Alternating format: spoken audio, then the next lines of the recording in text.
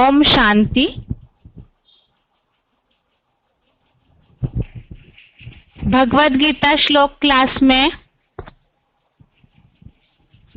रविवार को हुए श्लोक टेस्ट के प्रश्नों का उत्तर समझते हैं।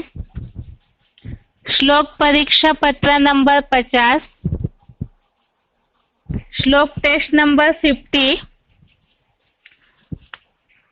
इसमें अध्याय 6 का श्लोक नंबर 19 से 22 तक, अध्याय 6 का श्लोक नंबर 19 से श्लोक नंबर 22 तक प्रश्न है और उसके अलावा बेसिक कोर्स का टॉपिक है भगवान सर्वव्यापी नहीं है। पहला ग्रुप ए का प्रश्न है, निम्नलिखित प्रश्नों के उत्तर शब्दों में बताएं। पहला प्रश्न है, चित्त नितांत वशीभूत कैसे हो सकता है?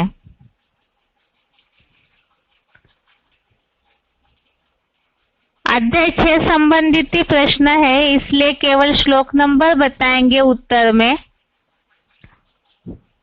श्लोक नंबर 20 से संबंधित ये प्रश्न है, चित्त नितांत वशीभूत कैसे हो सकता है? इसका उत्तर है योगाभ्यास द्वारा। योग के अभ्यास द्वारा चित्त नितांत वशीभूत अर्थात कंट्रोल किया जा सकता है। दूसरा प्रश्न है, अतीन्द्रिय सुख कैसे ग्रहण किया जाता है? श्लोक नंबर 21, श्लोक नंबर 21। इसमें इसका उत्तर है बुद्धि से ग्राह्य। अतीन्द्रिय सुख जो है वो बुद्धि से ग्रहण किया जाता है। जो श्लोक में उत्तर भावार्थ में इस प्रकार वाक्य है, बुद्धि से ग्राह्य जो उत्कृष्टतम अतीन्द्रिय सुख है, अर्थात अतीन्द्रिय सुख बुद्धि से ग्रहण किया जाता है। ग्रहण करना या अनुभव करना एक ही बात है। तीसरा प्रश्न है, अतीन्द्रिय सुख का दूसरा नाम बताएं। अतीन्द्रिय सुख का दूसरा नाम। श्लोक नंबर 21 और श्लोक नंबर 22, ये दोनों में इसके संबंधित उल्लेख आया हुआ है। श्लोक नंबर 21, श्लोक नंबर 22। 21 में उल्लेख इस प्रकार है, जो क्लैरिफिकेशन वाला अर्थ है उसमें उल्लेख है विष्णु लोकीय वैकुंठ के कलातीत सुख। विष्णु लोकीय वैकुंठ का कलातीत सुख। और श्लोक नंबर 22 में उल्लेख है विष्णु लोकीय वैकुंठ सुख। तो अतीन्द्रिय सुख का ही दूसरा नाम है, इस प्रकार उल्लेख है। अतीन्द्रिय सुख भी संगमयुगी स्वर्ग में जब पूरी तरह स्वस्थिति में आत्माएं टिक जाती है तो स्वर्ग की अनुभूति करेंगे, स्वर्गीय संगठन में पहुंचेंगे, तो वही विष्णु लोकीय वैकुंठ का कलातीत सुख या विष्णु लोकीय वैकुंठ सुख ही दूसरा नाम, अतीन्द्रिय सुख का ही दूसरा नाम है। चौथा प्रश्न है, भगवान के अवतरण के लिए रामायण में क्या बोला गया है? बेसिक कोर्स में भगवान सर्वव्यापी नहीं है, इन बातों को सिद्ध करने के लिए गीता के, रामायण के और कुछ अन्य उल्लेख हमने देखे हैं। तो इसमें रामायण में भगवान इस सृष्टि के वासी नहीं है, बल्कि अवतरण होता है उनका। इस संबंधित प्रूफ के लिए उल्लेख हमने देखे थे। एक तो कल्प कल्प लगी प्रभु अवतारा, अर्थात प्रभु भगवान कल्प कल्प अवतार लेते हैं, अवतरण करते हैं इस सृष्टि पर। और दूसरा उल्लेख है रामायण का, जब जब होए धर्म की ग्लानि, बढ़े असुर अधम अभिमानी, तब धरी प्रभु मानुष शरीरा। तो ये दो उल्लेख है रामायण के, एक तो कल्प कल्प लगी प्रभु अवतारा और दूसरा जब जब होए धर्म की ग्लानि, बढ़े असुर अधम अभिमानी, तब धरी प्रभु मनुष्य शरीरा। पांचवा प्रश्न है, भगवान इस सृष्टि के वासी नहीं है, इसके लिए गीता में आए श्लोक का प्रमाण बताएं। भगवान इस सृष्टि के वासी नहीं है, इसके लिए गीता का प्रमाण दो श्लोक हमने देखे थे, जिसमें इस बात का उल्लेख है भगवान इस सृष्टि के नहीं बल्कि ऊंचते ऊंच धाम, परम धाम के वासी है। गीता का 15वें अध्याय का 6वां श्लोक, अध्याय 15 का श्लोक नंबर 6 और अध्याय 8 का श्लोक नंबर 21, इन दोनों में इस बात का उल्लेख है तद्धाम परमम मम। जो 15वें अध्याय के श्लोक में उल्लेख है कि वो सूरज चांद सितारों से भी पार परम धाम के वासी है, और 8वें अध्याय में अव्यक्त धाम के रूप में जिस तरह से उल्लेख है कि वो मेरा ऊंचते ऊंच परम धाम है, तो वो परम धाम इस सृष्टि से ऊंचा, 5 तत्वों से भी ऊंचा है। इससे सिद्ध होता है कि भगवान इस सृष्टि के वासी नहीं है। अभी आगे ग्रुप बी का प्रश्न है, निम्नलिखित प्रश्नों के उत्तर 1-2 वाक्यों में बताएं। पहला प्रश्न है, भगवान को सर्वव्यापी समझने वाली क्या क्या मान्यताएं दुनिया में फैली हुई है? भगवान को सर्वव्यापी समझने वाली मान्यताएं जो दुनिया में फैली हुई है। बेसिक कोर्स से संबंधित यह प्रश्न है। उत्तर है कण कण में है भगवान। दूसरा, जिधर देखे उधर तू ही तू, अर्थात सब प्राणियों में ही नहीं बल्कि सब जड़ चीजों को भी भगवान का वास माना जाता है। इसके अलावा मुसलमानों में भी ये बात कही जाती है, जर्रे जर्रे में भगवान है, खुदा है। तो इस तरह से दुनिया में भगवान सर्वव्यापी है, ऐसे समझकर इस प्रकार की मान्यताएं फैली हुई है। कण कण में भगवान है, सब प्राणियों में भगवान है, सब मनुष्यों में भी भगवान है, अर्थात जिधर देखो उधर तू ही तू। इस तरह की बातें फैली हुई है। दूसरा प्रश्न है, कौन तात्विक रूप से कभी विचलित नहीं होते हैं? तात्विक रूप से विचलित न होने वाले कौन है? इसका उत्तर श्लोक नंबर 21, श्लोक नंबर 21 में इसका उत्तर है,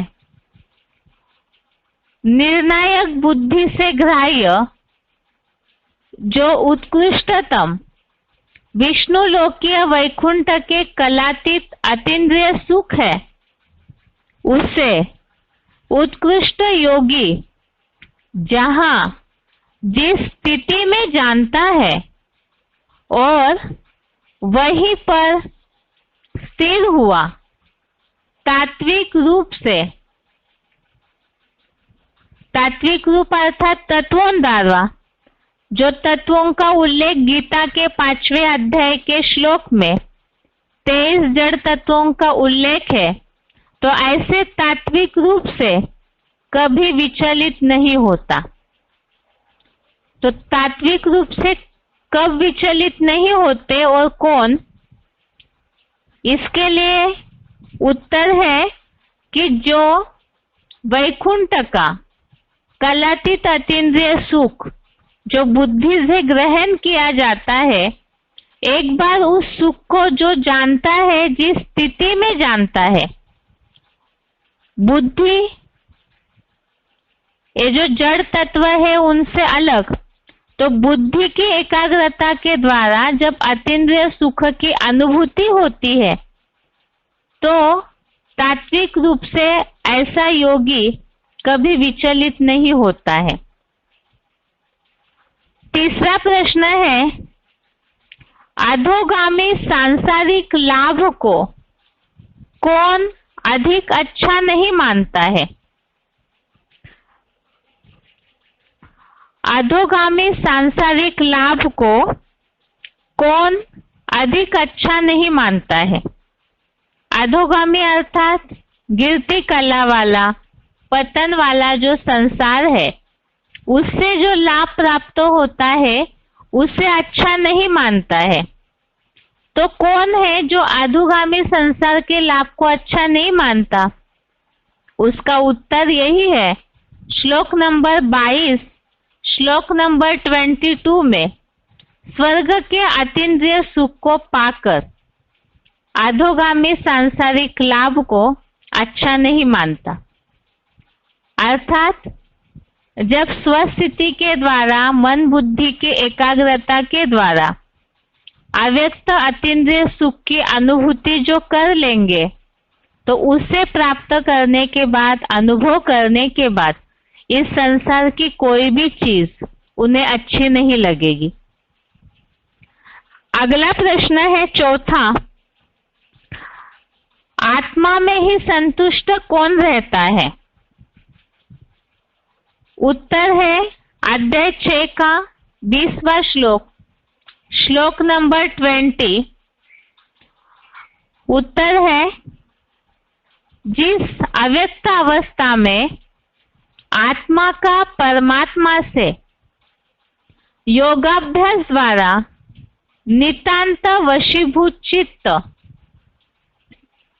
परमात्मा में उपराम हो, जहां अपने मन बुद्धि से भ्रूमध्य में ज्योति बिंदु स्वरूप में स्थिर अव्यक्त आत्मा को देखता हुआ आत्मरूप परम पिता शिव समान परमात्मा में ही संतुष्ट होता है। तो यहाँ जो सिंपल अर्थ है उसमें इस बात का स्पष्ट उल्लेख दिखने में आता है कि योगाभ्यास के द्वारा जिनका चित्त वशीभूत हुआ है और उपराम हुआ है और मन बुद्धि ने जहां भ्रूमध्य में आत्मा को देखने की प्रैक्टिस की, उसमें स्थिर हुआ है, तो वो आत्मा में ही संतुष्ट होता है। अर्थात नितांत योगाभ्यास के द्वारा, निरंतर के योगाभ्यास के द्वारा प्रैक्टिस करके वो आत्मा में ही संतुष्ट हो जाता है। 5वां प्रश्न है, योगी को कौन सी उपमा दी जाती है और क्यों? श्लोक नंबर 19, श्लोक नंबर 19 में इसका उत्तर है, जैसे निर्वात स्थान में दीपक हिलता नहीं, वैसे वशीभूत चित्त वाली आत्मा का लगाव परमात्मा से जुड़े तो योगी की वह उपमा याद की जाती है। तो योगी को दीपक जैसे उपमा दी हुई है, जैसे निर्वात स्थान में हवा रहित स्थान में दीपक की लौ हिलती नहीं। इसी तरह जिनका चित्त वशीभूत है तो वो आत्मिक स्थिति में जब परमात्मा से जुड़ जाते हैं तो वो भी इसी तरह से स्थिर हो जाते हैं। छठवां प्रश्न है, कल्पांत के महामृत्यु के महान दुख से भी कौन विचलित नहीं होते हैं? कल्पांत के महामृत्यु के महान दुख से विचलित न होने वाले श्लोक नंबर 22, श्लोक नंबर 22 में इसका उत्तर है, विष्णु लोकीय वैकुंठ सुख में स्थित हुआ कल्पांत की महामृत्यु के आत्यंतिक महान दुख से भी विचलित नहीं होता है।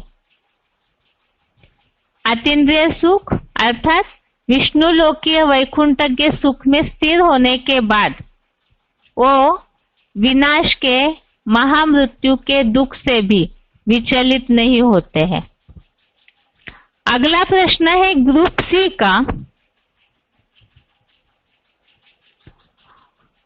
निम्नलिखित हिंदी शब्दों के संस्कृत शब्द बताएं।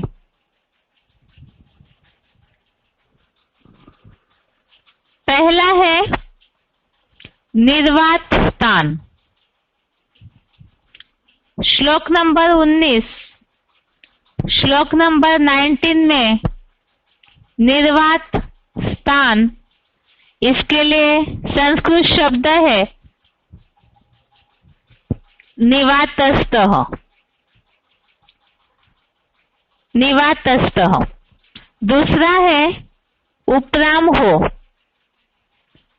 उपरामहो, श्लोक नंबर 20, श्लोक नंबर 20, इसमें संस्कृत शब्द है उपरमते। तीसरा शब्द है बुद्धि से ग्राह्य, बुद्धि से ग्राह्य, श्लोक नंबर 21, श्लोक नंबर 21 में इसका उत्तर है बुद्धि ग्राह्यम। चौथा शब्द है विचलित,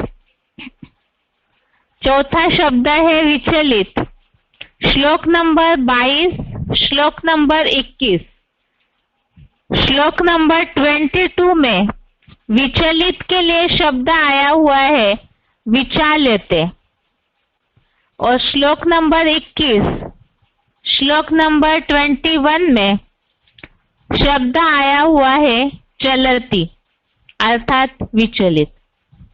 पांचवा है अधिक, श्लोक नंबर 22, श्लोक नंबर 22 में अधिक के लिए संस्कृत शब्द आया है अधिकम।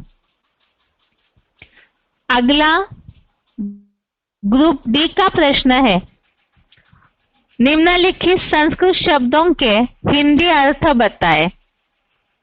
पहला शब्द है गुरु नाम, श्लोक नंबर 22, श्लोक नंबर 22 में गुरु नाम, इसका हिंदी अर्थ है महान। दूसरा है तत्वतः, श्लोक नंबर 21, श्लोक नंबर 21 में तत्वतः अर्थात तात्विक रूप से। तीसरा शब्द है तुष्यति, श्लोक नंबर 20, श्लोक नंबर 20 में तुष्यति का हिंदी अर्थ है संतुष्ट होता है। चौथा शब्द है नेंगते, श्लोक नंबर 19, श्लोक नंबर 19, नेंगते, इसका हिंदी अर्थ है हिलता नहीं। पांचवा है निरुद्धम, श्लोक नंबर 20, श्लोक नंबर 20, इसमें है हिंदी अर्थ निरुद्धम का नितांत वशीभूत। अगला प्रश्न है ग्रुप डी का, निम्नलिखित महावाक्यों के लिए लागू होने वाले उचित श्लोक बताएं। बीसीडी का वाक्य है, बीसीडी नंबर 489, बीसीडी नंबर 489, कयामत के समय खुदा के बंदे मौज में रहेंगे। तो यहाँ कयामत अर्थात विनाश का समय, और विनाश के समय का जो दुख है, ऐसे दुख के समय भी मौज में आराम से रहना, अर्थात विचलित नहीं होंगे विनाश के प्रकोप से भी, इस बात का उल्लेख आया है श्लोक नंबर 22 में। श्लोक नंबर 22 में इस बात का उल्लेख है कि कैसे भी महान दुख से अतीन्द्रिय सुख में रहने वाले, अतीन्द्रिय सुख वही अनुभव करते हैं जिन्होंने भगवान बाप से अपना बुद्धियोग जोड़ा है, और ऐसे जो अतीन्द्रिय सुख में रहने वाले हैं भगवान के बच्चे, वही विनाश के समय, कयामत के समय मौज में रहेंगे। अर्थात इस श्लोक में उल्लेख आया है अतीन्द्रिय सुख में रहने वाले विनाश के दुख से, महामृत्यु के आत्यंतिक महान दुख से भी विचलित नहीं होते हैं। श्लोक नंबर 22 श्लोक नंबर 22 है, यम लब्ध्वा चापरम लाभम मन्यते नाधिकम ततः यस्मिन् स्थितो न दुःखेन गुरुनापि विचाल्यते। अर्थात जो स्वर्ग के अतीन्द्रिय सुख पाकर उससे दूसरे अधोगामी सांसारिक लाभ को अधिक अच्छा नहीं मानता, जिस विष्णु लोकीय वैकुंठ सुख में स्थित हुआ, कल्पांत की महामृत्यु के आत्यंतिक महान दुख से भी विचलित नहीं होता है। दूसरा प्रश्न है, आत्मनिष्ठ माया के झकोरों से हिलता नहीं है। आत्मनिष्ठ माया के झकोरों से हिलता नहीं है। वार्तालाप नंबर 1224, डिस्कशन नंबर 1224।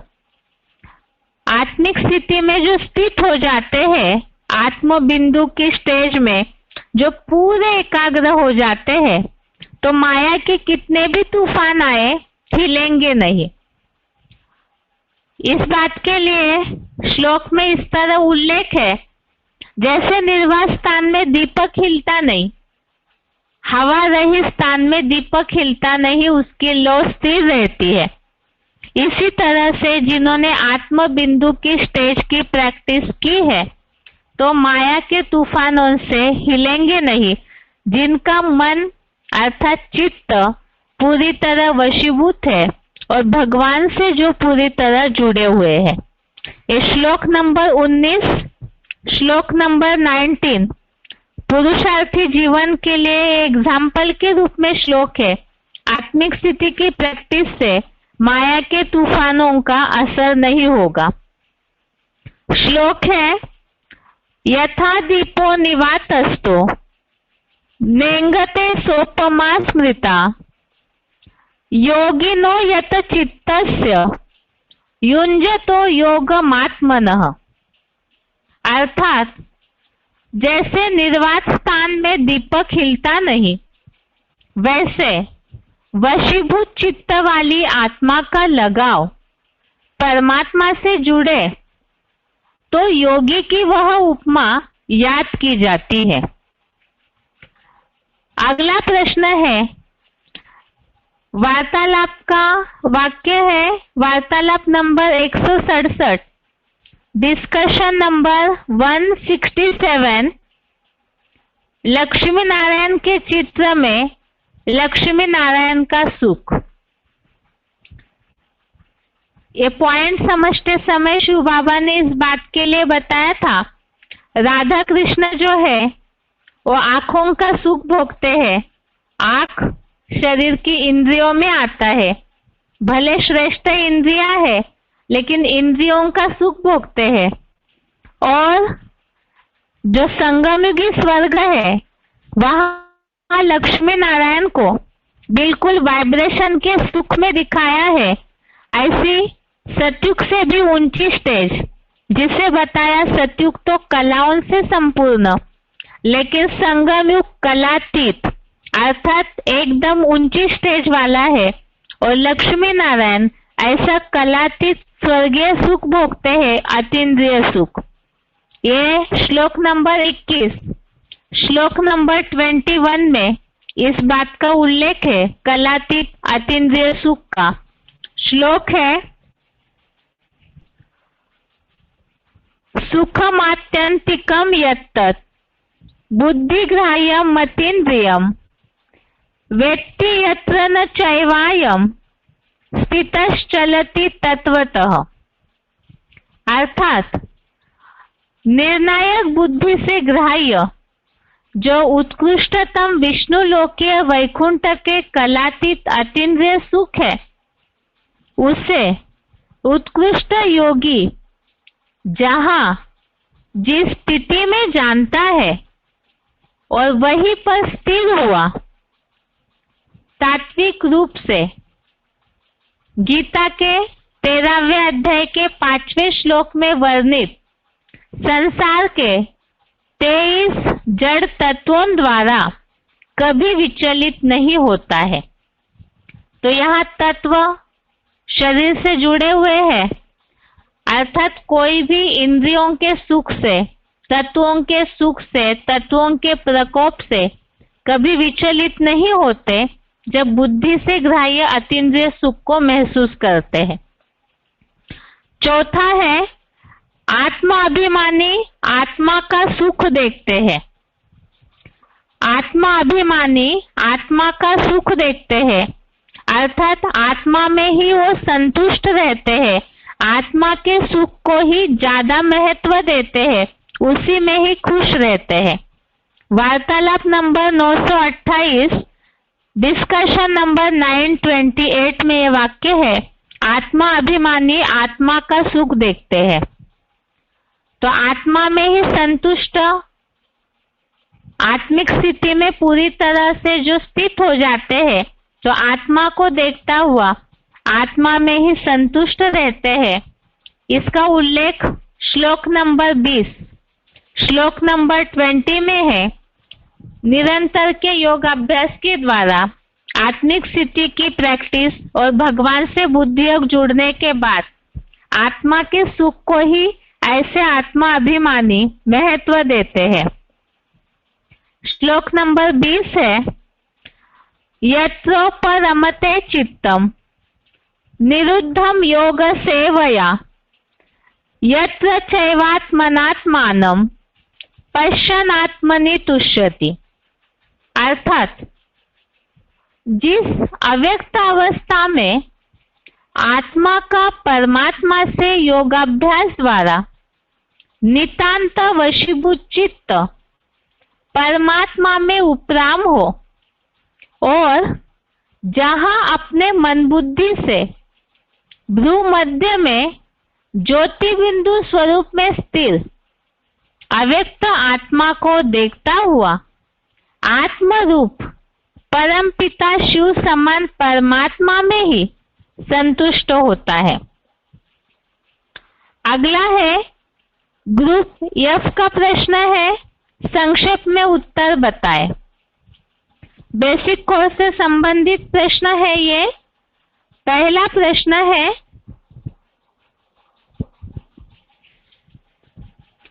भगवान सर्वव्यापी नहीं है, इसके लिए गीता में आए हुए श्लोकों के प्रमाण बताएं।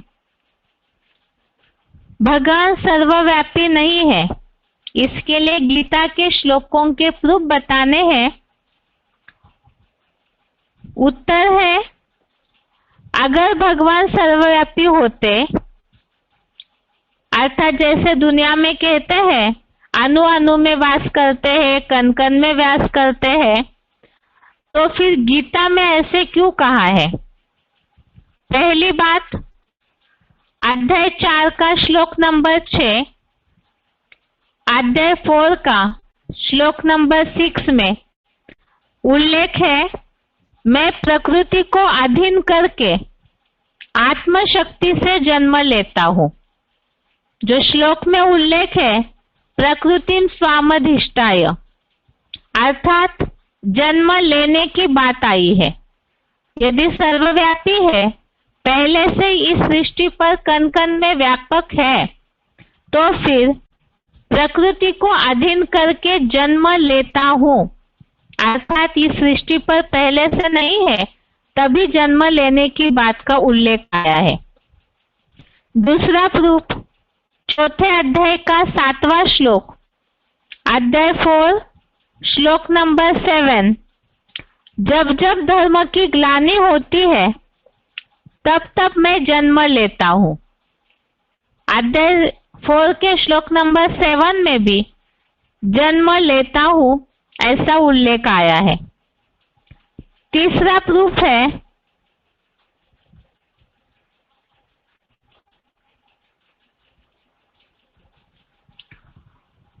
अध्याय 4 का श्लोक नंबर 8, अध्याय 4 का श्लोक नंबर 8, इसमें उल्लेख है संतों की रक्षा, दुराचारियों का विनाश और धर्म की संपूर्ण स्थापना के लिए मैं जन्म लेता हूँ।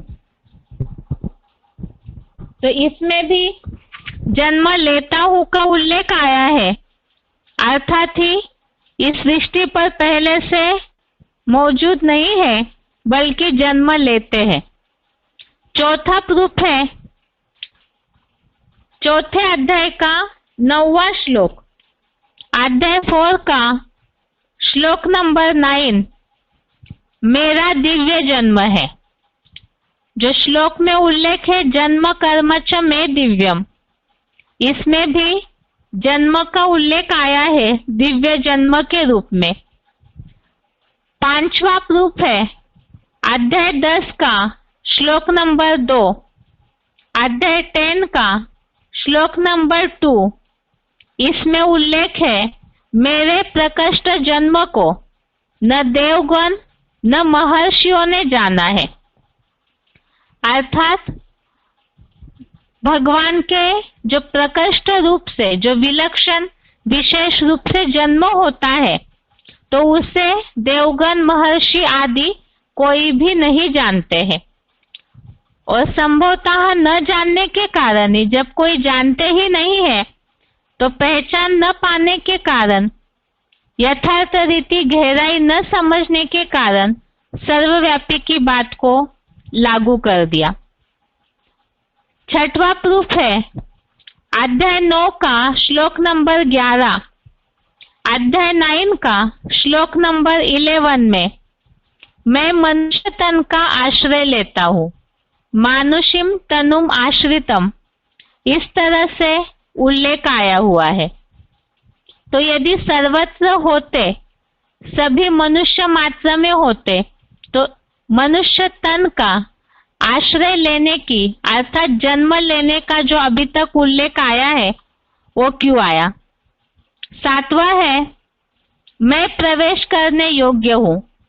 11वें अध्याय का 54वां श्लोक, अध्याय 11 का श्लोक नंबर 54 में उल्लेख है प्रवेश तुम का, अर्थात भगवान प्रवेश करके अपना दिव्य जन्म लेते हैं और अपना कार्य करते हैं। तो भगवान के जन्म के इन उल्लेखों से, जो गीता में उल्लेखित है, जो अभी अभी हमने श्लोक नंबर सहित देखे, इससे ये बात सिद्ध होती है कि भगवान सर्वव्यापी नहीं है। इसके अलावा भगवान इस दुनिया के वासी नहीं है, सर्वव्यापी नहीं है, अर्थात इस दुनिया के वासी नहीं है, वो इस दुनिया से भी ऊंचे परम धाम के वासी है, अर्थात भगवान का वास परम धाम है, सब जगह सर्वत्व सर्वव्यापी नहीं है। इसके लिए गीता के और श्लोक है जिसमें भगवान के धाम का निवास स्थान का उल्लेख है। पहले तो अध्याय 15 का श्लोक नंबर 6, अध्याय 15 का श्लोक नंबर 6, इसमें उल्लेख है, न तत् भासयते सूर्यो न शशांको न पावकः यद् गत्वा न निवर्तन्ते तद्धाम परमं मम। इसमें जो तद्धाम परमं मम अर्थात इस सूरज चांद सितारों से भी पार मेरा धाम परम धाम है, इस तरह उल्लेख है। ऐसे ही श्लोक नंबर अध्याय 8 का श्लोक नंबर 21, अध्याय 8 श्लोक नंबर 21, इसमें उल्लेख है,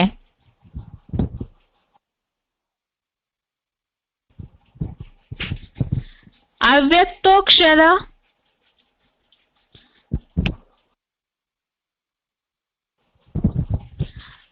8वें अध्याय का 21वें श्लोक में उल्लेख है, अव्यक्तोक्षर इत्युक्त तमाहु परमां गतिम यम प्राप्त न निवर्तन्ते तद्धाम परमं मम।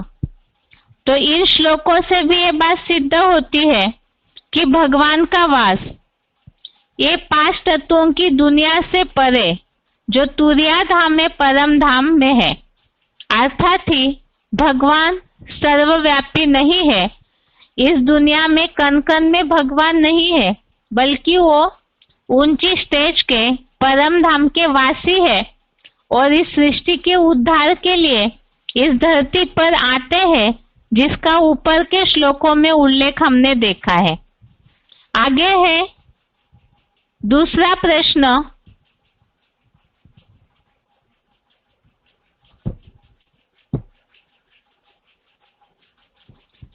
दूसरा प्रश्न है, भगवान सर्वव्यापी नहीं है, इसके लिए गीता के अलावा अन्य कोई 3 प्रूफ बताए।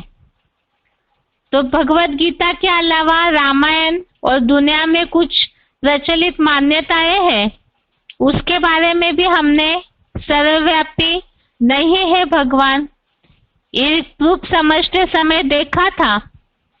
तो उसमें से पहले तो रामायण में आए हुए उल्लेख देखते हैं। उत्तर में भगवान इस सृष्टि पर जन्म या अवतार लेते हैं।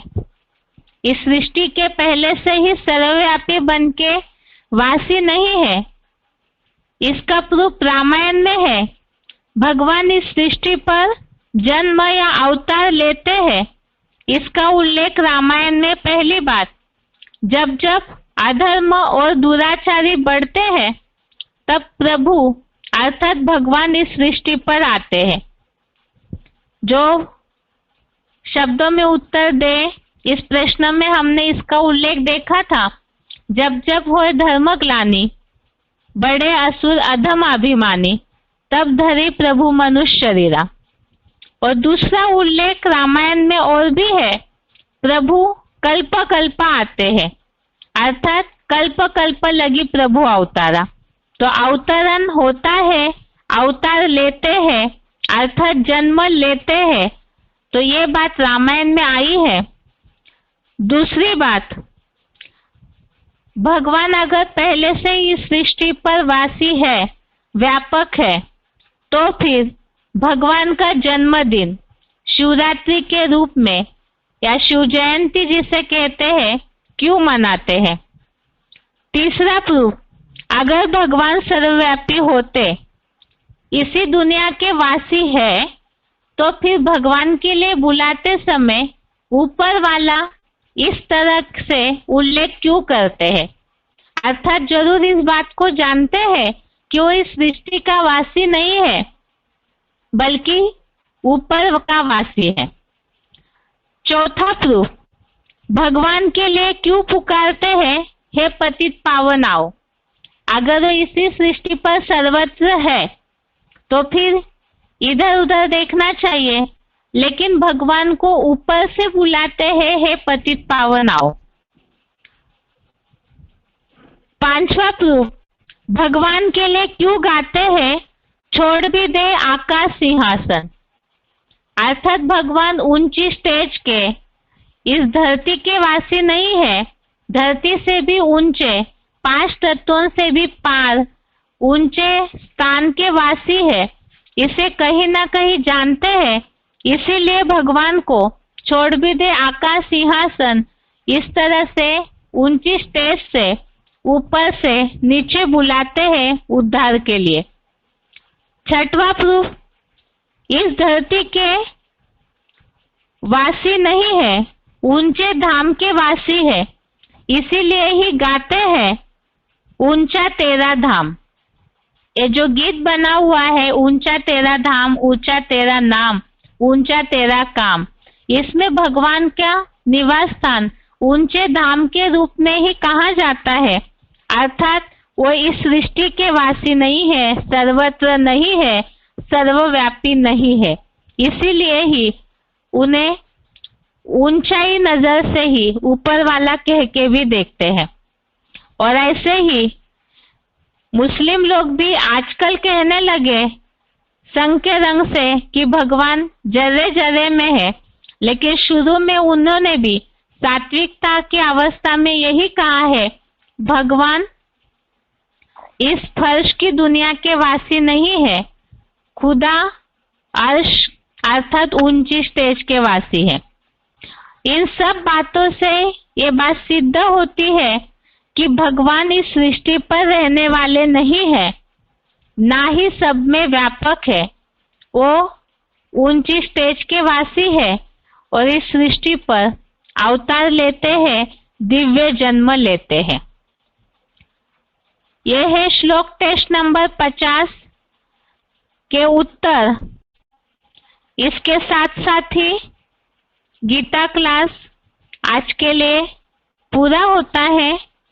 ओम शांति।